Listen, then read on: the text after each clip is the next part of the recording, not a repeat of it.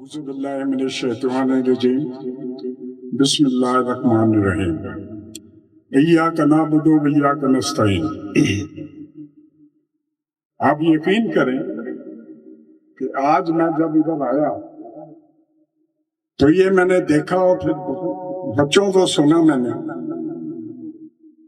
تو مجھے اتنا حوصلہ ملا کہ یار ہمارا ملک ابھی بھی اس کو کوئی خراب نہیں کر سکتا۔ یہ میرا ایمان آ گیا، کیونکہ جس طریقے سے لوگوں کے ان کا علم تھا بچوں کا اور دوسرے لوگوں کا، اس سے یہ پتہ لگتا ہے کہ ہم ابھی بھی ہمارے اندر ایک مسلمانی جذبہ قائم ہے اور انشاءاللہ رہے گا۔ پھر میں جاوید اقبال دارا صاحب کا خصوصی طور پہ مشکور ہوں۔ انہوں نے پچھلی عید پہ، میں آزاد کشمیر میں تھا، میرا بیٹا فوج میں ہے، اس کے پاس انہوں نے مجھے کہا جی کہ عید کی دعوت ہے۔ ایک تو مجھے خوشی ہوئی کہ انہوں نے مجھے یاد رکھا،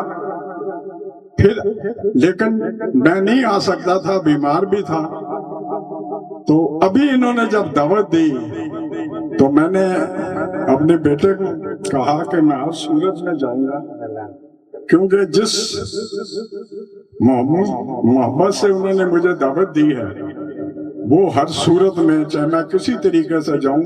میں اس قابل نہیں ہوں کہ ابھی زیادہ تر جا کے جلسوں میں یا کسی جا کے اٹینڈ کریں، لیکن یہ میرے لیے اعزاز کی بات ہے اور میں کھارا صاحب کا بہت ہی مشکور ہوں، بہت زیادہ مشکور ہوں۔ باقی میں نے لوگوں کو سنا ہے ادھر، دو تین چیزیں میں بتانا چاہتا ہوں آپ کو جو میرے علم میں ہیں، کہ قائد اعظم نے جو یہ ملک بنایا تھا، اس کے پیچھے یہ نہیں تھا کہ جی انہوں نے کہا کہ جی مسلمان ملک بنا دو۔ اس کے پیچھے ایک بڑی فلسفی تھی، وہ یہ تھی کہ ہم اور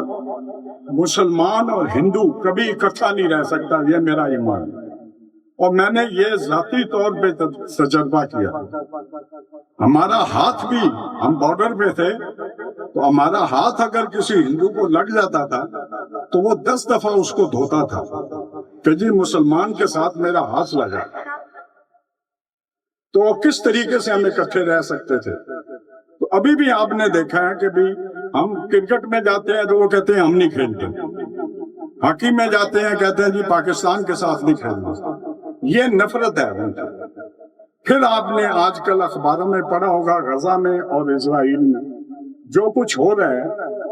یہی اس سے زیادہ نفرت جو تھی وہ ہندوؤں کی اور مسلمانوں کی،